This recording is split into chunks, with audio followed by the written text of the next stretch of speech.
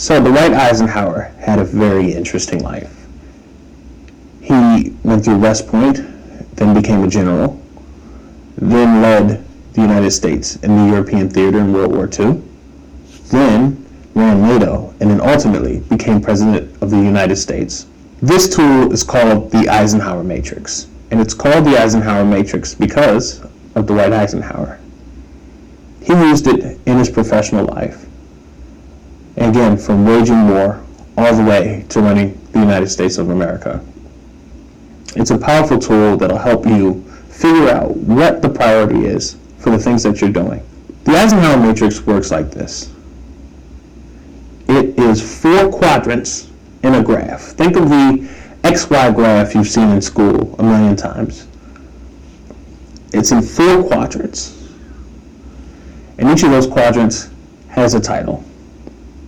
They're called important and urgent, important, not urgent, not important, urgent, and not important, not urgent. Each of these has a place in making sure that you're making the right decision. So we're going to talk about each quadrant, why each quadrant is important, what belongs in each quadrant, what questions you need to ask when putting or deciding what work needs to go in that quadrant, and how you should operate once something is inside of that quadrant. This is a great tool to use in order to decide how to figure out the priority of the things you're doing so that you can make the right decisions and have great impact. So let's break down the terms important and urgent. Important are the things that really matter to the survival of whatever you're doing.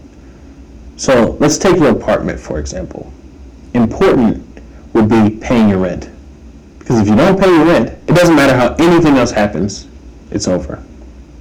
Urgent, on the other hand, is based on time. So, using that same example, things that are urgent. Taking out your trash is urgent. Is it going to get you kicked out of the apartment if you don't have your trash taken out? No. But it needs to be done pretty fast or things are going to go downhill in a hurry. So that's the difference. Important is the matter on the big scale of things, basically survival, and urgent is based on speed. How fast does this have to happen? So we're about to talk about one of the quadrants of the Eisenhower Matrix. It's imperative to watch all 4 so you can make the right decision in picking where a task belongs. Make sure that you watch the other videos or finish reading this entire post to make sure you're using the Eisenhower Matrix to the most of its ability. Because when you do, you'll see your productivity shoot up. We're talking about important and urgent, aka fire. Things that have to be done. It has to be done right now. These tasks are the things that make you clear your schedule and focus. Now, one of the biggest traps of this quadrant of the matrix is putting way too much into here. It goes back to that old saying, if everything is important, then nothing's important. This quadrant is reserved for things that are, as the metaphor states, on fire. If you're about to get kicked out of your apartment and you got 3 things to do, important, urgent. If it's a nice thing to have and people kind of want it, don't put it in this category. If it doesn't fit important and urgent, don't put it in this category. Why am I being so strict? Because these are the type of things that demand your entire focus. Nothing else in this matrix can be done if there's anything important and urgent. You're not going to be able to focus, you're not going to be able to decide, you're not going to be able to lead. So think of this as the emergency quadrant. If this seems like a big deal, it's because it is. If people overload this category, you'll end up seeing a lot of heart attacks. Does that sound serious? Because it is. I think this frame, important, not urgent, is the most important thing on the matrix. Why is that? Well, this is what we call the growth category. Things that are important but aren't time locked. These tend to be the things that push your career forward. That important business book that'll keep you sharp and ahead of the competition, important, not urgent. That coffee meetup that's going to get you that speaking gig at that conference, that's important, not urgent. Going out to the gym and working out with your team, important, not urgent. These are the things that happen to fall off the schedule, but we all know take our careers and put them to the next level. These are the things that end up being the difference between people who live normal lives, 9-to-5 lives, and those who become the Elon Musks of the world. Let's use Elon Musk as an example, since I just brought him up. Elon Musk does the PR for SpaceX and Tesla. Is that urgent?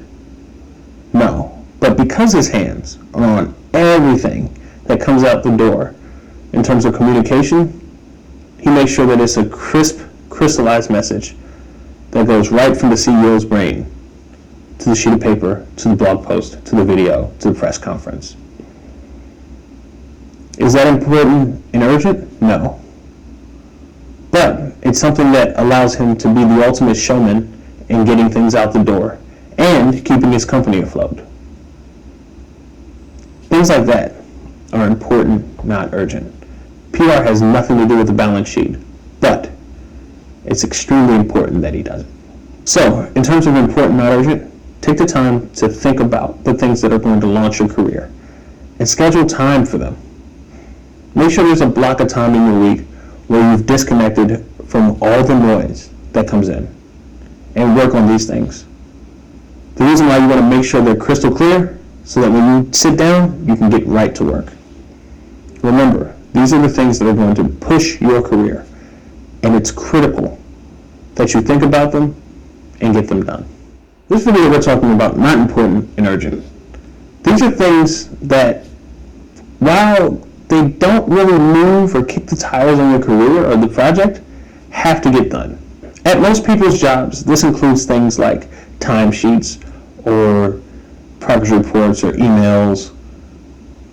These are urgent, but don't really move the needle. I like to think of these things as things that can be batched.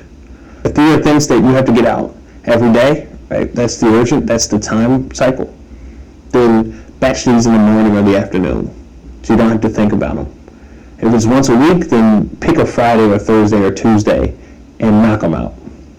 The reason why you batch them is because although they are urgent, they're not important. So they don't deserve too much of your time. But they do deserve some time. So you want to make time in order to get these things done so no one's screaming at you. Or if you're at that point in your career, or you have the amount of resources to expend on this, try to delegate these. Try to find somebody in your office or your personal assistant. For some of us, it's a virtual assistant. Try to get them to do this work for you. I hate and love this because when I started batching these things in my life, things got a lot easier. But I hate the fact that I had to batch them because they're usually, not consequential. They're usually boring and they're usually things that, while needing to get done, are annoying. So, in short, either try to batch the things that fall into this category, pick a Wednesday at 3 o'clock to get these done. I'm not going to judge you if you shove it off to someone else. You got to do what you got to do. But the end goal of it all is to get this stuff off your plate so you can get the things that matter done. This is actually, in some respects, the most important quadrant. What is it? I'm talking about not important, not urgent. Or where the trash is. What makes this quasi-important and something that we all need to give thought to is that a lot of us do things that belong in this quadrant. We act as if they belong in the other quadrants, but in reality, they're not important and no one's going to miss them if they're gone. How do you determine if something belongs in this quadrant? Well, one, don't do it for a while. Sounds crazy, but this is the quickest way to figure out if something belongs in that quadrant. But I get it. Most of us don't have the ability to just stop doing things. Another way you can do it, just ask. Go to the person you report to or the person that's reporting to you and have a conversation on the importance of the thing that you're doing. In my experience, for the most part, if you come with a reason and you know that it does nothing for your work, it doesn't move the project forward, you can probably get it off your plate. If you get as much into this quadrant as possible, you can build systems and your calendar to reflect on the other three and be that much more effective. Because that's the point of all of this, is you're trying to set priorities. It's not a method to get everything done. So we have all this information, but what good is information if we don't act on it? So, unlike most tutorials out there, you're not going to be able to leave this video without doing something.